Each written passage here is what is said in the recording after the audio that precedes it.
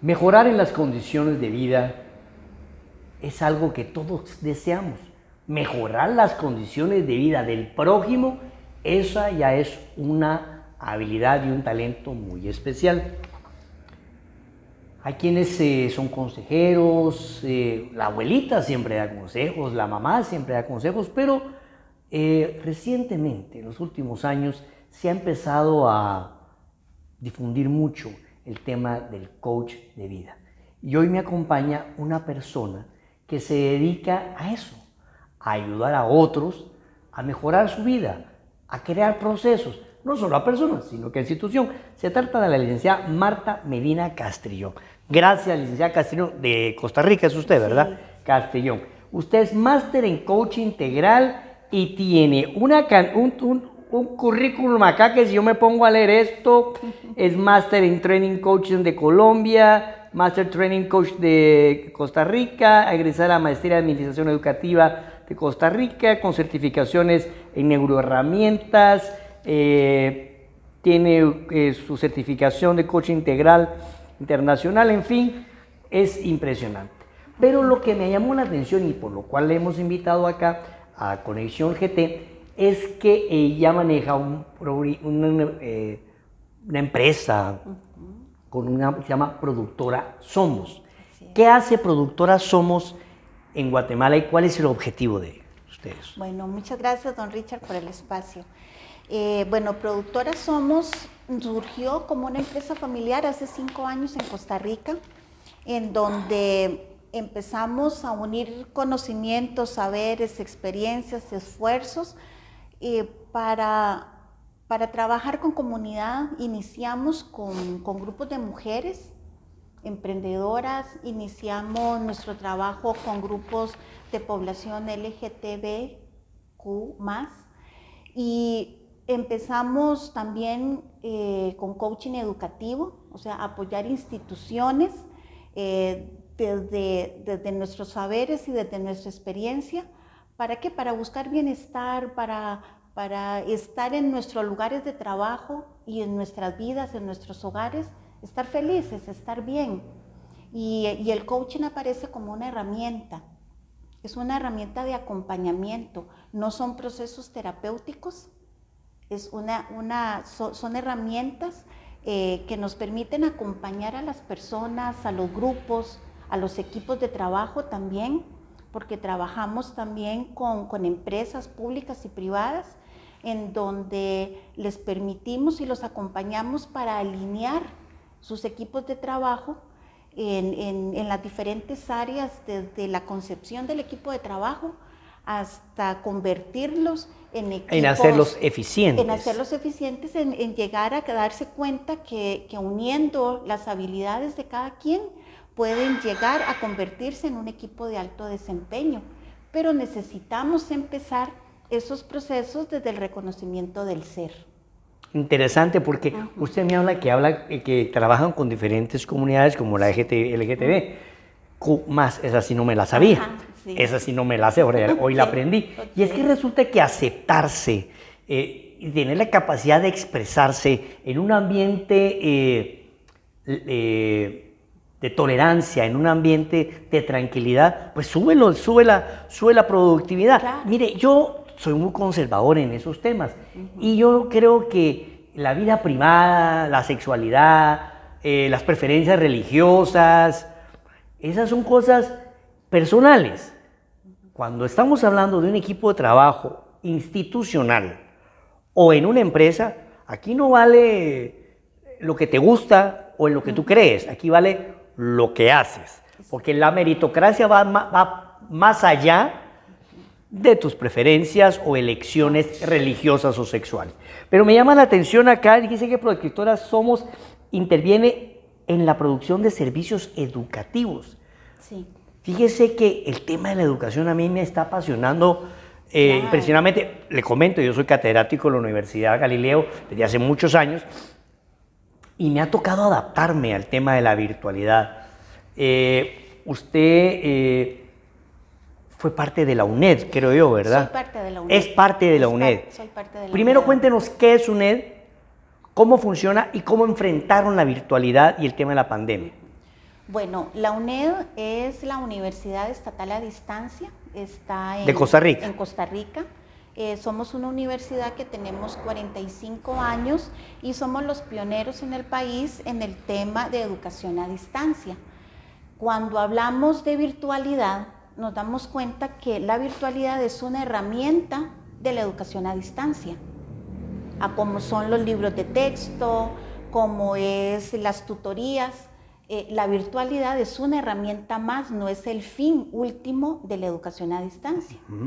Entonces, en el momento que nos llega la pandemia, que nos tomó a todos de sorpresa, unos preparados, otros más, otros menos, la UNED se convierte en ese momento en Costa Rica en el pilar, se convierte en el punto de referencia en donde las otras 4 universidades estatales nos buscan y nos dicen ¿qué cómo hacer? Hacerlo, qué hacemos. No solo qué hacer, sino cómo lo hacemos. Y ustedes ya tenían un poquito la experiencia. Nosotros ya teníamos 45 la experiencia años de educación a distancia, pero siempre había un ingrediente de presencialidad, claro, por ejemplo, en las evaluaciones. Licenciada, ¿cómo cree usted que está afectando la verdadera capacidad cognitiva de aprendizaje de los alumnos? ¿Será que en la virtualidad se aprende igual que en la, no tiene presencialidad? No tiene por qué menoscabar la calidad. Usted me dice que no debería, o no debería, pero la realidad ¿cuál es? Porque ¿cuál es el detalle? El asunto es la metodología, el asunto es la didáctica, es la metodología que nosotros utilizamos porque nos hemos acostumbrado que la presencialidad es el mayor, es la fortaleza, y no es así. La fortaleza de los procesos educativos es la metodología que utilicemos independientemente de los canales que utilicemos. Entonces, cuando logramos encontrarnos como educadores y decir, ok, bueno, surgen entonces un montón de necesidades, surgen entonces un montón de consultas y decimos, bueno, como educadores, ¿tenemos la formación para el manejo de herramientas?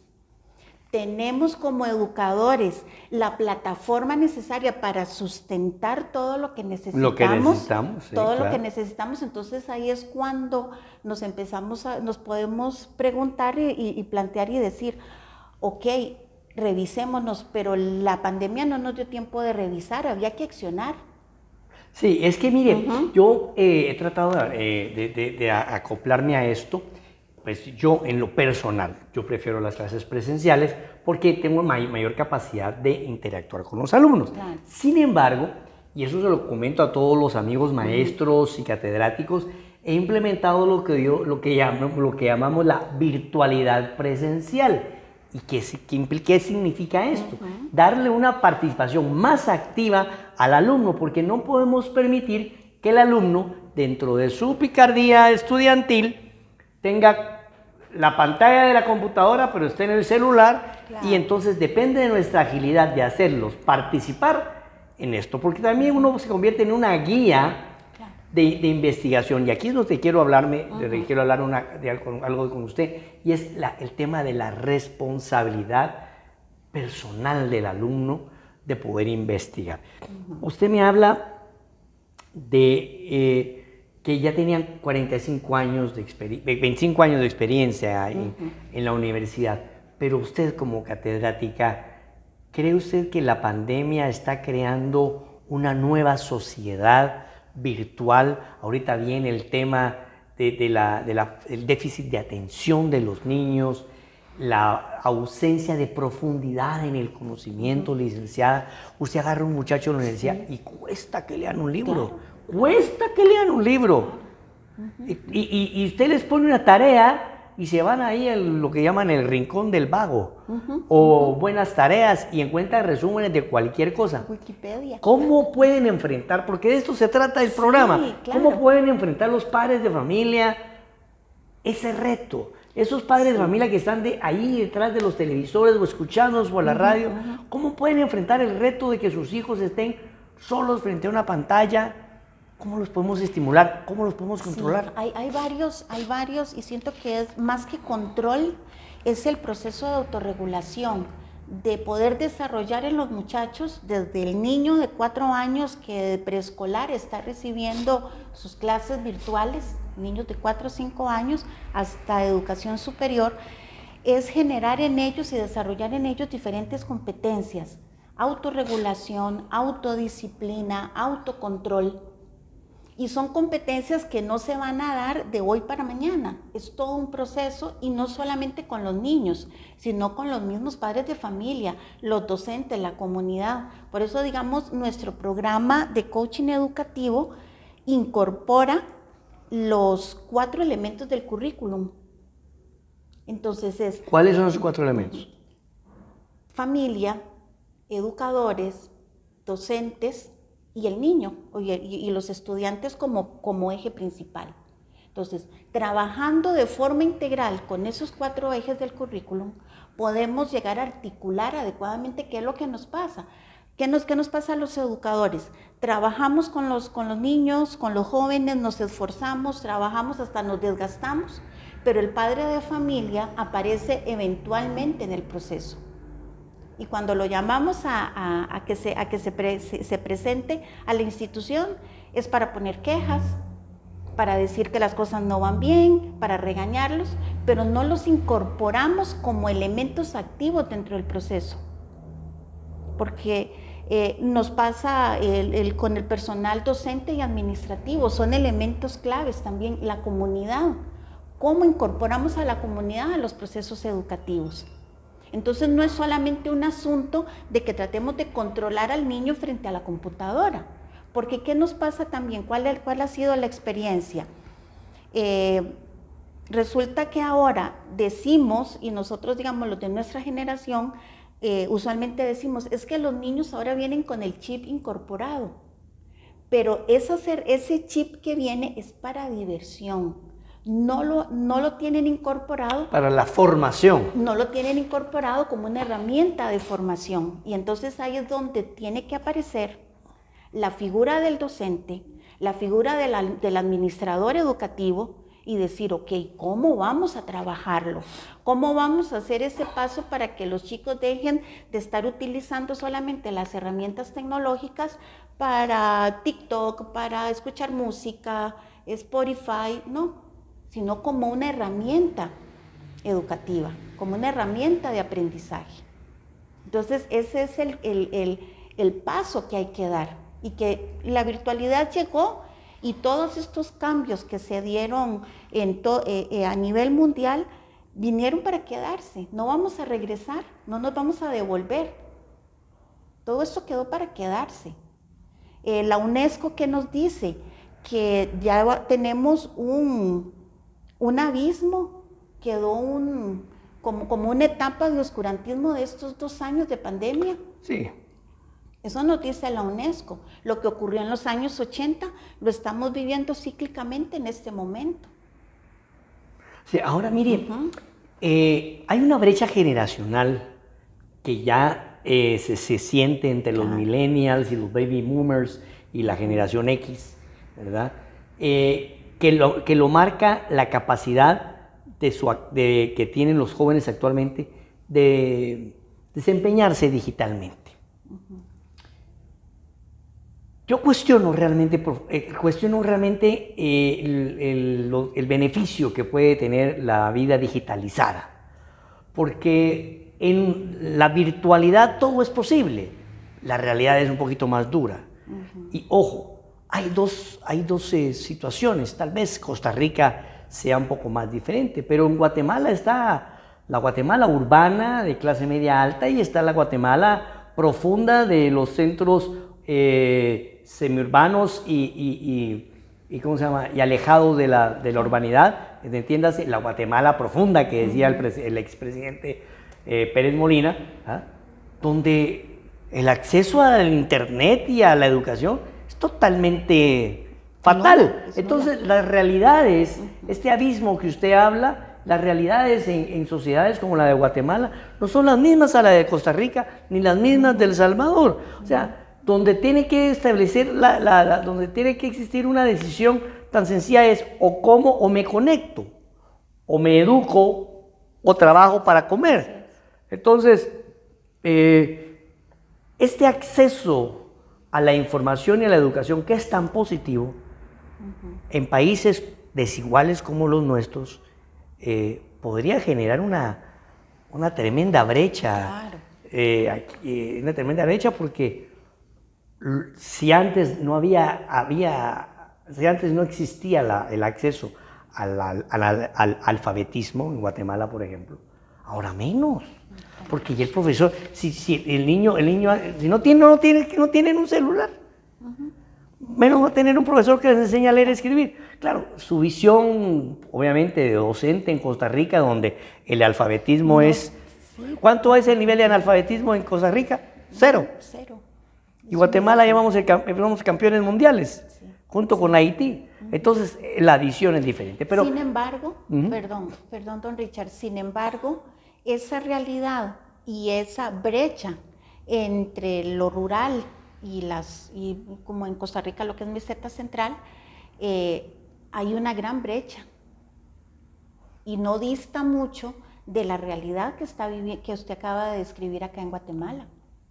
Tenemos en todo este tiempo de pandemia docentes que de su propio peculio han tenido que hacer la impresión de las guías didácticas, pagarle al niño, a sus estudiantes el saldo para que puedan accesar, prestar un teléfono.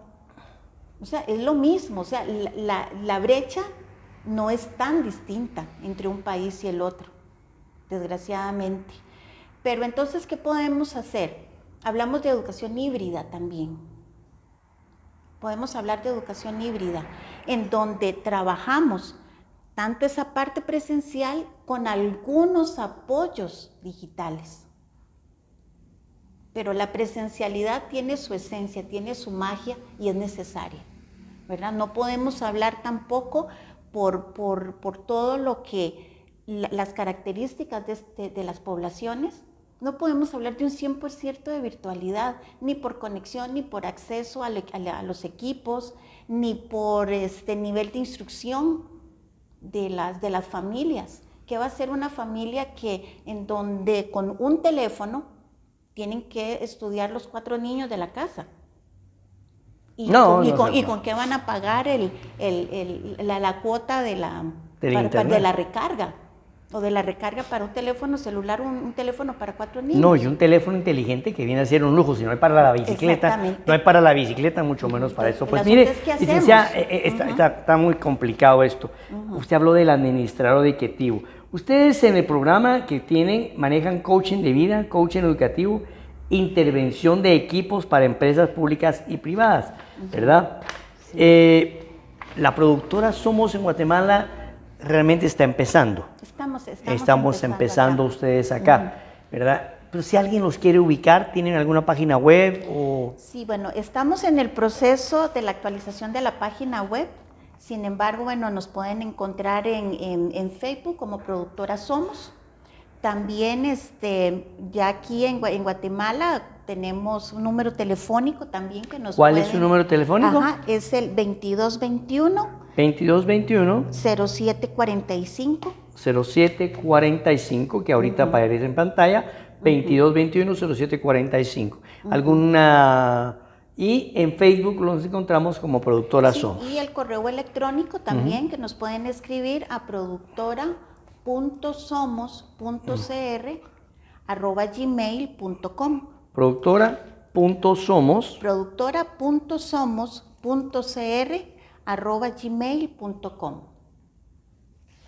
Ok, gmail.com. Ok, bueno, licenciada, ha sido un gusto estar con usted, Máster Marta Gloria Medina Castrillón. Para servirle. Una visión bastante refrescante acerca de la responsabilidad que tenemos como padres de familia, porque somos los formadores de los futuros ciudadanos. Y ella mencionó una palabra interesante, administrador educativo. Pero el administrador educativo no es solamente el profesor o el director del colegio, no. Ella mencionó 4 ejes: el estudiante, el profesor, la familia y la comunidad. Y entonces gestionar apropiadamente esos 4 ambientes le va a permitir a nuestros hijos poder aprovechar las facilidades que da la educación digital, pero también enfrentar las limitaciones que tiene. Muchas gracias, licenciada. A ustedes, amigos televidentes, vamos a un corto comercial. Regresamos con más.